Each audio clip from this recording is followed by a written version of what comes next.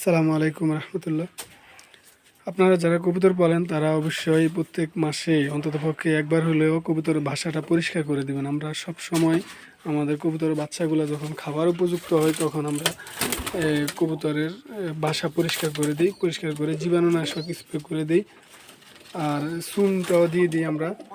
সাধারণত আমাদের কবুতরগুলা ইনশাআল্লাহ খুব রেস্টে কম থাকে। মাশাআল্লাহ আমাদের এই কবুতরের বাচ্চাগুলো এগুলো কিন্তু দেশি কবুতরের বাচ্চা, আমাদের এই জোড়ার বাচ্চা এগুলো এগুলো আবার এখন ডিমে আসবে।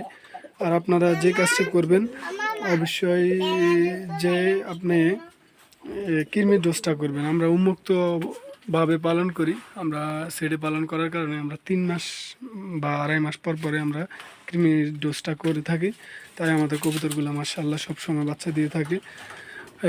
বাচ্চা দেওয়ার কারণে আমাদের কবুতরগুলা থেকে আমরা আলহামদুলিল্লাহ ভালোই উৎপাদন পাচ্ছি। আমাদের এই কবুতরগুলোরও বাচ্চা আছে মাশাআল্লাহ, এখানেও কিছু বাচ্চা আছে আমাদের। আরেকটি বিষয় আপনাদেরকে বলবো যে কবুতর পালতে গেলে আপনারা আরেকটি কী কাজ করবেন, অবশ্যই কবুতরের ঘরের আলো বাতাসের ব্যবস্থা খুব ভালোভাবেই রাখবেন। আমরা শীতকালের কারণে এইখানে পর্দাটা দিয়ে দিয়েছিলাম, পর্দাটা দিয়ে দিবেন অবশ্যই শীতকালে। আর আমাদের এই নেটিংটা করে দিছি আমরা চারপাশে, এখানেও কিন্তু নেটিংটা করা আছে। আমরা এই জাফটা দিয়ে দিয়েছি, রাত্রে আমরা লাগাই দিই মাশাআল্লাহ।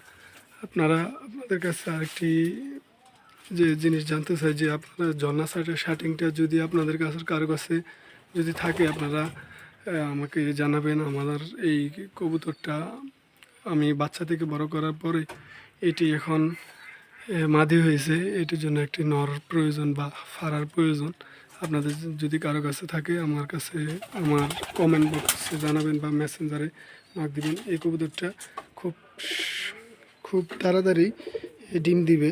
আমার দেশি যে কবুতরগুলো আছে এগুলোর সাথে জোড়া নিতে চাচ্ছে, কিন্তু আমার দেশি কোনো ফারাস খালি না থাকার কারণে এটা এখনও পর্যন্ত ডিম দিচ্ছে না। আপনাদের যদি কারো জানা মতে কারো কাছে থাকে আপনারা জানাবেন। আমার এই কবুতরটার জন্য একটি ফাড়ার প্রয়োজন।